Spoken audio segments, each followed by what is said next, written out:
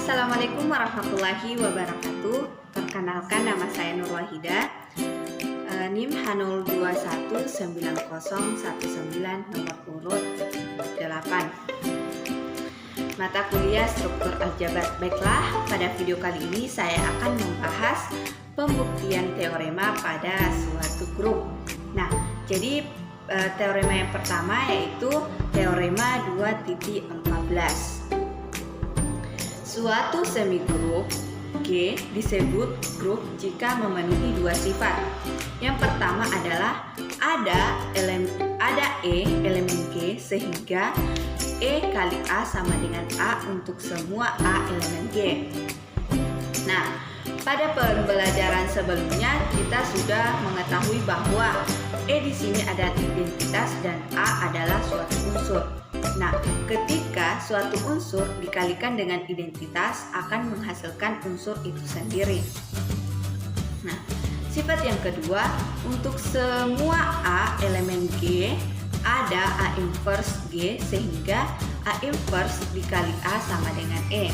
Nah, A inverse kali A sama dengan E ini juga kita pelajari pada pertemuan sebelumnya, bahwa ketika suatu unsur dikalikan dengan inverse-nya akan menghasilkan unsur identitas. Nah, untuk pembuktian, jika G suatu grup, maka jelas G juga semigrup dan tentunya sifat pertama dan kedua itu sudah dipenuhi. Di sini yang akan ditunjukkan, kita akan menunjukkan bahwa jika G juga semigrup dan memenuhi sifat 1 dan 2, maka G grup. Nah, untuk itu kita cukup membuktikan sifat pertama dan kedua, yaitu A dikali E sama dengan A dan A inverse dikali A sama dengan E. Perhatikan lagi sifat pertama dan kedua. Nah, kita lihat A inverse dalam kurung AE sama dengan dalam kurung A inverse dikali A kali E. Nah, ini berlaku sifat asosiatif, juga sudah kita pelajari pada pembelajaran sebelumnya. Jadi sama dengan E dikali E. Kenapa bisa E kali E? Perhatikan sifat yang kedua, yaitu ketika inverse dikalikan dengan unsurnya akan menghasilkan unsur identitas.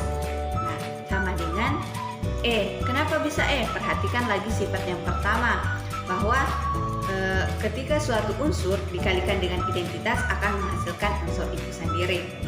Nah, selanjutnya sama dengan A inverse dikali A. Kita kembali lagi ke persamaan kedua, bahwa E itu sama dengan A inverse dikali A, atau A inverse dikali A sama dengan E. Jadi A inverse dalam kurung A kali E sama dengan A inverse dikali A. Nah, dengan melakukan pencoretan kiri diperoleh AE sama dengan A, persamaan pertama. Jadi persamaan pertama dengan sifat pertama itu diperoleh EA sama dengan AE sama dengan A untuk semua A elemen G. Ini berarti bahwa E unsur identitas di G. Kita perhatikan lagi atau lihat lagi bahwa A inverse dalam kurung A dikali A inverse sama dengan dalam kurung A inverse kali A dikali A inverse, itu berlaku sifat asosiatif. Nah, sama dengan E dikali A inverse. Nah, perhatikan lagi ke sifat yang kedua, sama dengan A inverse. Nah, kenapa bisa A inverse? Perhatikan pada bagian tadi E berarti unsur identitas di G, yaitu suatu unsur dikalikan dengan suatu inverse dikali dengan identitas, itu menghasilkan unsur itu sendiri. Nah, kita lakukan lagi pencoretan kiri. Jadi didapatkan persamaan kedua, A inverse dikali E. persamaan pertama. Jadi sama dengan A dikali A inverse sama dengan E, itu menjadi persamaan kedua. Nah, persamaan kedua dan sifat kedua diperoleh untuk semua A elemen G ada A inverse elemen G, sehingga A inverse dikali A sama dengan A dikali A inverse sama dengan E.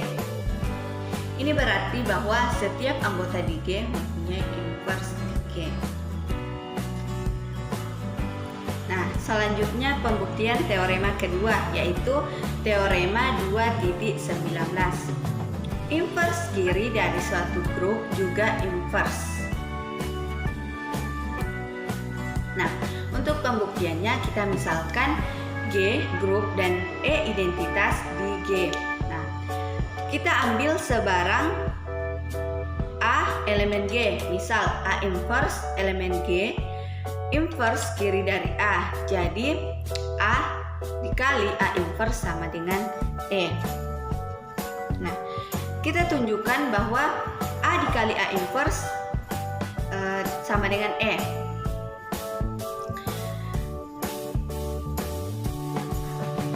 Kita misalkan G dan E inverse kiri di G, jadi E dikali A sama dengan A, itu persamaan pertama.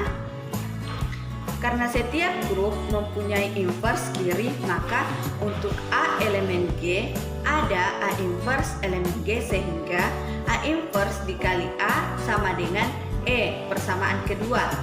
Dari persamaan pertama dan kedua diperoleh dalam kurung A inverse dikali A sama dengan A dikali A inverse dikali A. Nah, di sini maksudnya inverse kiri dan kanan, yaitu yang inverse kanan adalah A inverse kali A, dan yang inverse kiri itu A dikali A inverse. Nah, sama dengan E dikali A. Kita lakukan lagi hukum pencoretan. A dikali A inverse kali A sama dengan E kali A, sehingga A dikali A inverse sama dengan E. Jadi A inverse merupakan inverse kanan. Sekian, itulah tadi penjelasan dari saya. Lebih dan kurangnya mohon dimaafkan.